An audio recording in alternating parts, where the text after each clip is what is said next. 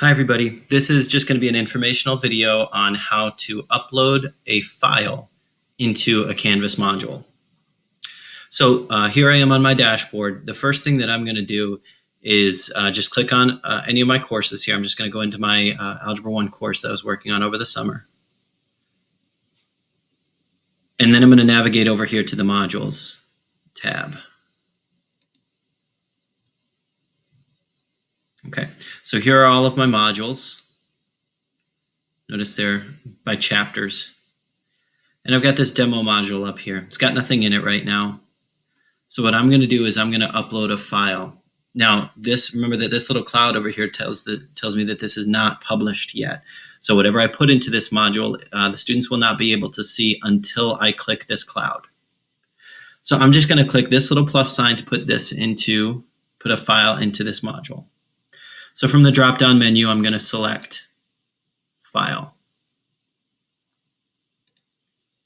Now notice that it populates all of the files that I've ever really uploaded into Canvas. So all of my notes files from Algebra 1 and Algebra 2, everything is going to be in there. So whenever you upload a new file up to Canvas, it will save it into Canvas and you can access it again. So if you wanted to upload the same file into another course, it's still there. You don't have to go through this process. You could just find it in this list.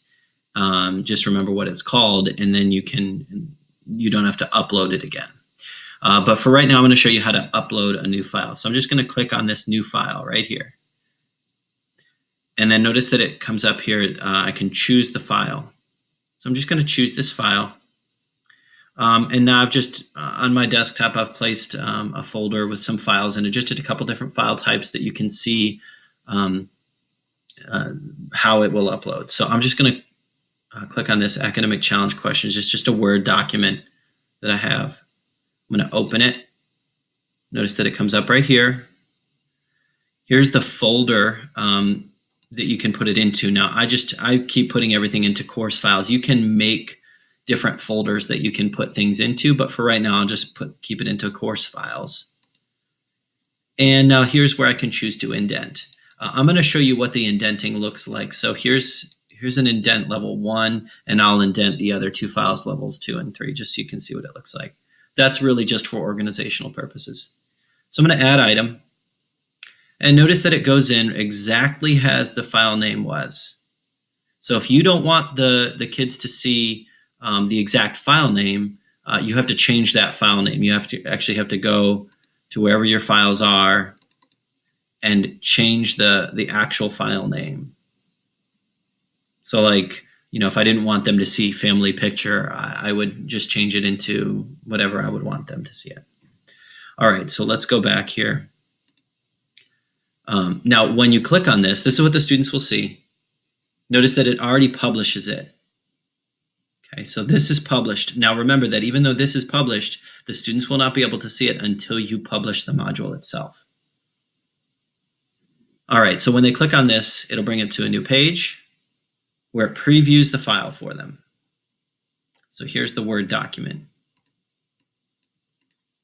I can highlight, scroll through, zoom in and out. They do have the option right here to download that file. Okay, so if they just click on that, it will download straight to their computers, and then the Word document will be on their computers. Okay, so going back now, again, here's my demo module. I'm going to put another file type in. So again, I just click on the plus sign. Out of the drop-down menu, I choose File. I'm going to upload a new file. And I hit Choose, and now I'll upload this picture. And now I'll indent it to level 2 so you can see what it looks like. Add item.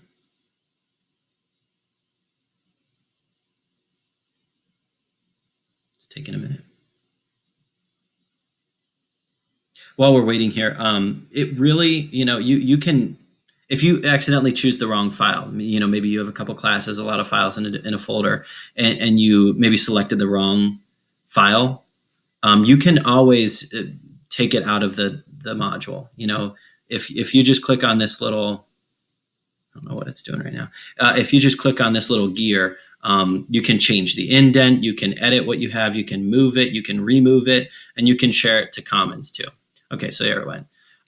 But here are my 2 files now. So again, if I didn't want it there, I can just, you know, oops, I wanted this to be in the same indent. So I can just decrease the indent and it'll justify right to these academic challenge questions here.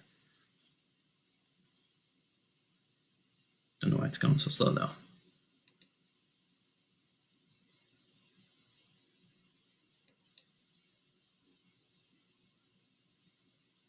And then if I were to click on this, it would open it up to a new window where it would preview the JPEG as well as give them the option to download it as well.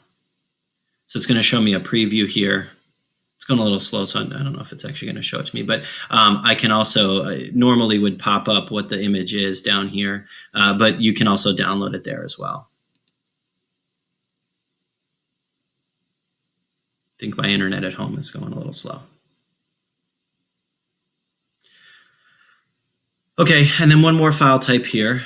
I'll just add a file, new file, and let's go with these textbook records from last year. Open, it's just a PDF, just showing you a Word document, a JPEG, and now a PDF.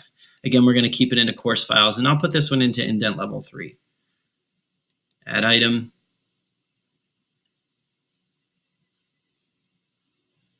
So that's indent level 3. If I were to jump this back to level 2, here, I'll show you what that looks like.